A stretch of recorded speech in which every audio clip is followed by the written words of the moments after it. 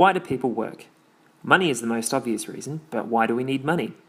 We need money to exchange for the goods and services we want and need.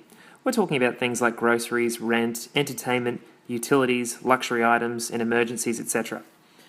To say that we only work for money, or that we only work for these things, is to compare us to the worker bee. A worker bee works to replace the calories or energy expended working so they can continue to work. Humans have more complex neurochemical and social needs than bees. So the question, why do we work, is ultimately a question of motivation. What motivates us to go to work, and what are the implications for employers and employees? From the employer's perspective, the opposing theories of Mayo and Taylor are worth considering. Taylorist or scientific management theory contends that employees are only interested in money, i.e. employees will only work harder if they are paid more money, and employees are actively looking for opportunities to cheat their employer.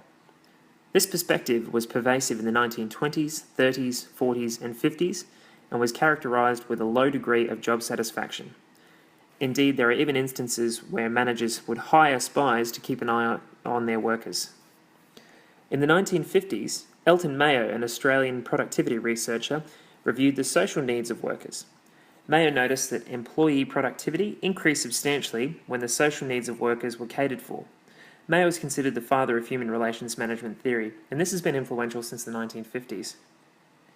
Changing focus from employer to employee, and building on Mayo's work, Herzberg and Maslow are able to give us a more holistic view on motivation, or why we work. Herzberg's two-factor theory reviews job satisfaction in terms of hygiene factors and motivation factors. Or simply put, those things that are essential for us to continue working for an employer, hygiene, and those things that make us want to go that extra mile, motivation.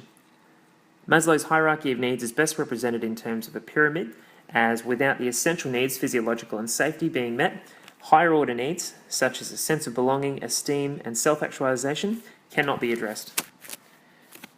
These perspectives view the employee as a social being with a variety of neurochemical, physiological, and social needs.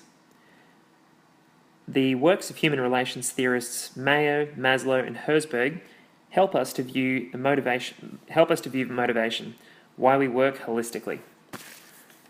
People work in different roles for different reasons. It might be for a sense of social or family obligation, in response to a perceived sense of conformity, either for or against, for moral and ethical reasons, and of course for money. Why we work is an individual decision. Money is only one piece of the puzzle.